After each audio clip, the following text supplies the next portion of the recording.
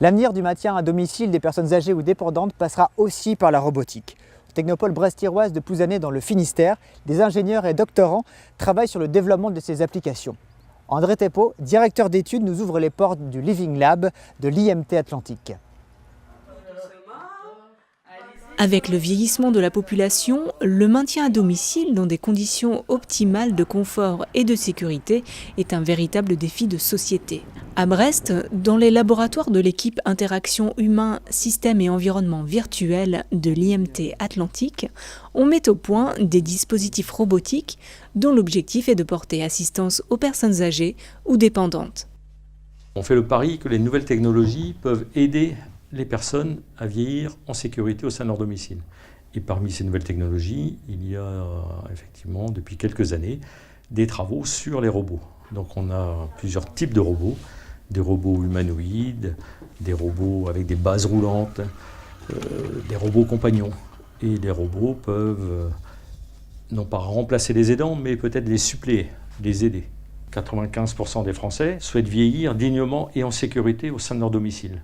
Et donc grâce à ces nouvelles technologies, comme les robots compagnons, la personne va pouvoir rester au sein de ce domicile qu'elle connaît bien, qui lui est familier.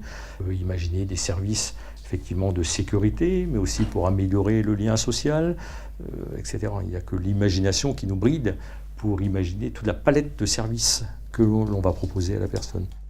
Le Living Lab de l'IMT Atlantique est un laboratoire expérimental.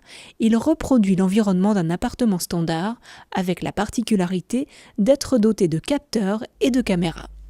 Cet appartement, actuellement, on l'utilise dans le cadre d'un projet régional à Musal qui a pour but de développer des méthodes d'analyse d'activités de la vie quotidienne pour pouvoir ensuite implémenter ces méthodes dans des robots d'assistance pour qu'un robot puisse observer ce qu'une personne est en train de faire chez elle et comprendre et donc analyser en quoi le robot peut assister cette personne.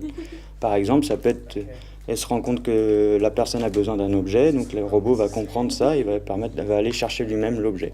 Ou par exemple, le robot va être capable de détecter si la personne a oublié de faire quelque chose, comme par exemple oublié d'éteindre le four, etc.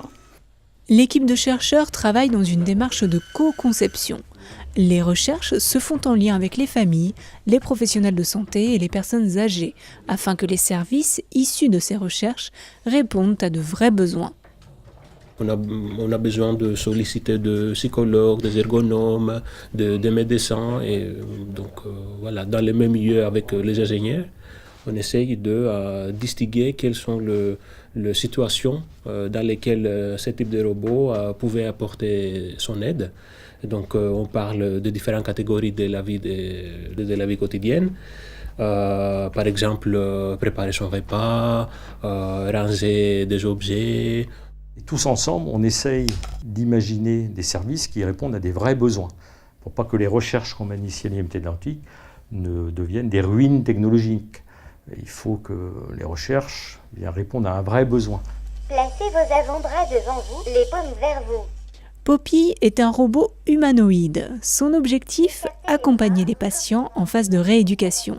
En partenariat avec le CHU de Brest et la start-up Génération Robot, des tests cliniques ont permis aux robots de suivre et de coacher les patients durant leur séance de kinésithérapie. L'objectif à long terme est de faire de Poppy un compagnon capable d'aider les patients dans leur rééducation à domicile.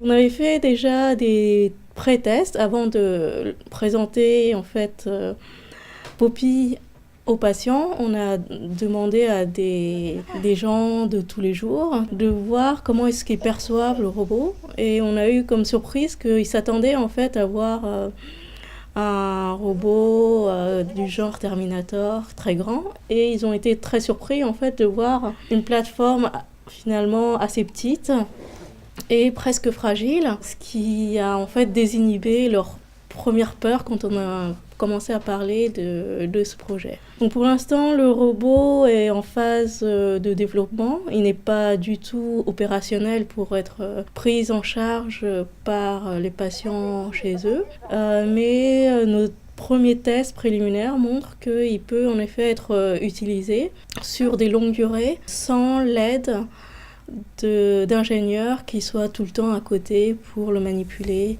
Dans les années à venir, le nombre de personnes dépendantes va considérablement augmenter. On vit de plus en plus longtemps, mais pas forcément en bonne santé. Il faut donc inventer aujourd'hui le maintien à domicile de demain.